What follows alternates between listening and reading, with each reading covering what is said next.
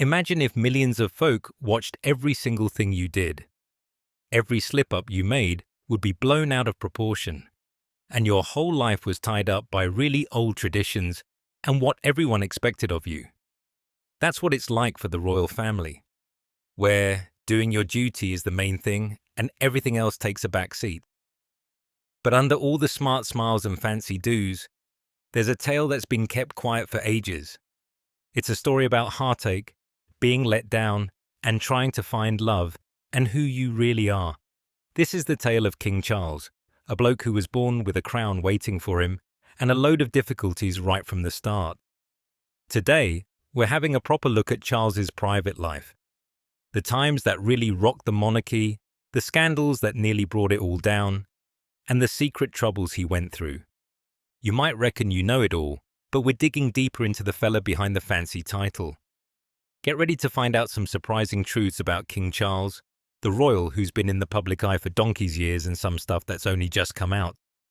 The story kicks off on the 14th of November 1948 at Buckingham Palace when a baby lad was born into a life that was already planned out for him. This wasn't just any old birth. Charles, the first son of Princess Elizabeth and Prince Philip, was delivered by a caesarean section, which was a pretty unusual and forward-thinking thing for the royals back then. Right from the get-go, Charles's life was set to be different, not just because of how he was born, but because of the family history he was born into. As a little lad, Charles had no clue that he'd one day be king.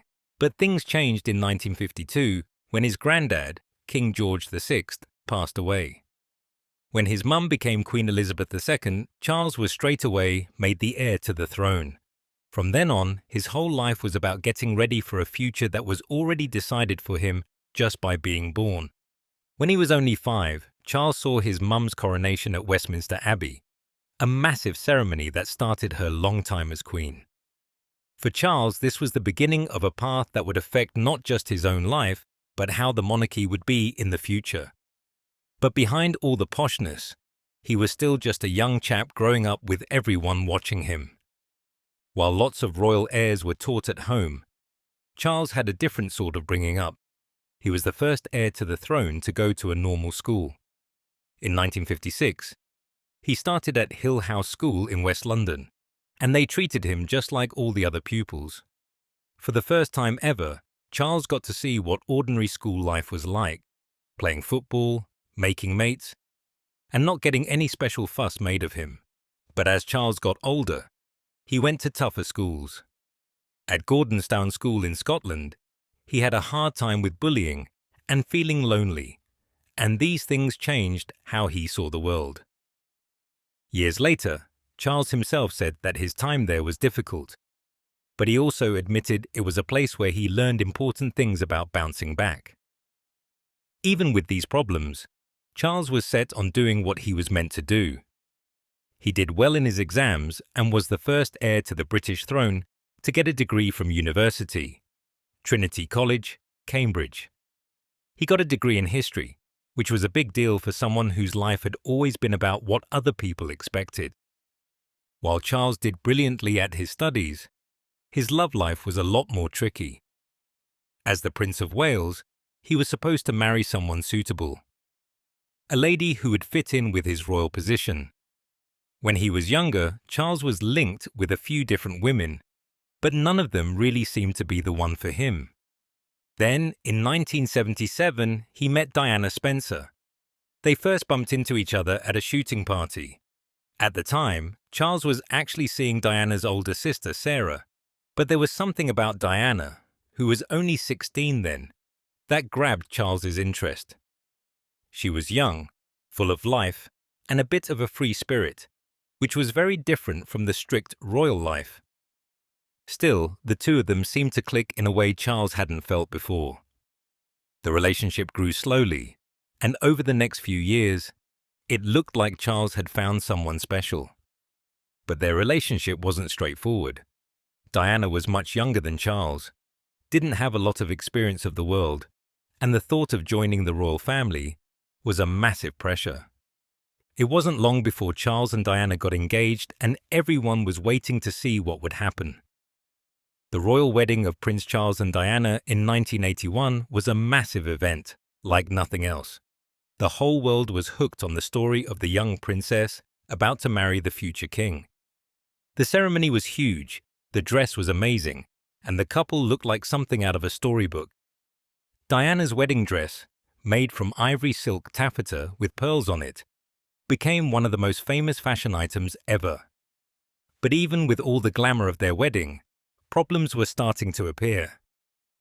In their first interview together after getting engaged, Diana said confidently she was in love with Charles, but his answer was a bit off and not very sure. This was the start of a rocky relationship, one that would be watched by everyone and cause a lot of private sadness.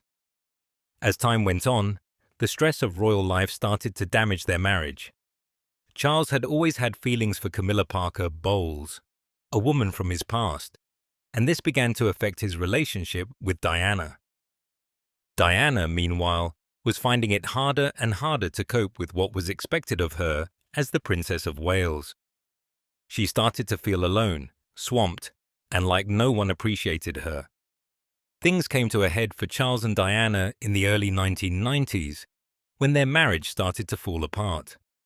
The newspapers, always keeping an eye on the royals, began to guess that there were problems. Charles's affair with Camilla, which people had whispered about for ages, wasn't a secret anymore. The public's interest in the royal family turned into a total obsession, and the pressure on both Charles and Diana got too much to handle. In 1992, the couple officially split up, but the media storm didn't die down. The papers followed every little thing, from Diana's interviews to Charles trying to make himself look better. Even though they were separated, they still had to be parents together to their sons, William and Harry. But the world wasn't as bothered about them as parents as they were about their private lives. The scandal got to its worst point when a private phone call between Charles and Camilla was leaked to the papers. The chat, which became known as Camillagate, shocked everyone. It showed what their relationship was really like and made clear how big the gap was between Charles and Diana. For Diana, this was the biggest letdown, and she was left feeling heartbroken and totally embarrassed. In 1996, after years of public rows and private misery, Charles and Diana's divorce was all sorted. The couple that once seemed so perfect had come to the end of their royal time together, and the world watched as the marriage that so many people had been fascinated by finished. Diana, even though the divorce hit her hard, still showed great class and strength. She carried on with her charity work, putting her energy into causes she cared about. The royal family, in the meantime, tried to get on with things. Charles eventually married Camilla, and Diana, even though she wasn't officially part of the royal family anymore, was still one of the most loved people in the world.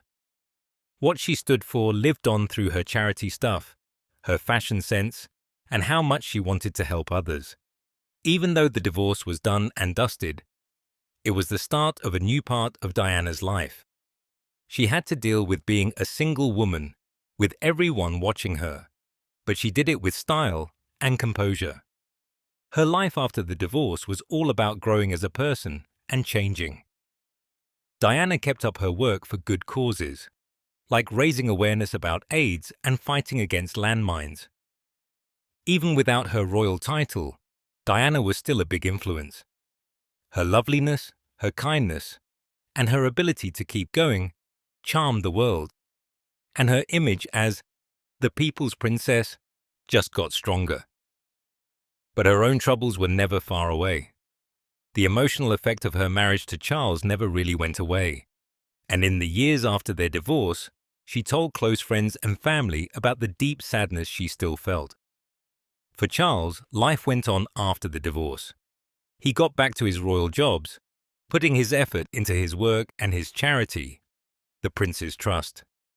He stayed loyal to the crown, doing his duties as the heir to the throne. But behind the public face, the damage from his first marriage was still there. When Charles eventually married Camilla Parker Bowles, people had different feelings about it. Some were okay with them getting together, but others thought it was a final insult to Diana's memory. But Charles and Camilla kept on building their life together, and after a while, their relationship became more open. Charles, now king, has had his own share of difficulties, but through everything, he's managed to be a steady figure for the monarchy.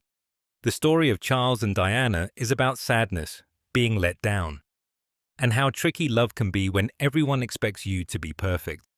Their relationship looked glamorous on the outside, but it was full of private problems that no one could have guessed. And while their marriage ended, both Charles and Diana left behind important legacies that still affect the royal family now. For Charles, his time as king will be known not just for his royal duties, but for the personal struggles he's been through. His life, with its ups and downs, has made him the man he is today. Diana's legacy also carries on, reminding us how important it is to be kind, to keep going, and to fight for what's right. When we look at the monarchy these days, you can't miss the effect their story has had on making it what it is now. The world keeps watching, waiting for the next bit of the royal story. What do you reckon about Charles's journey and how much his marriage to Diana changed his life? Pop your thoughts in the comments below. If you liked this video, give it a thumbs up and subscribe for more news about the royals. Until next time, keep an eye on the amazing world of royalty.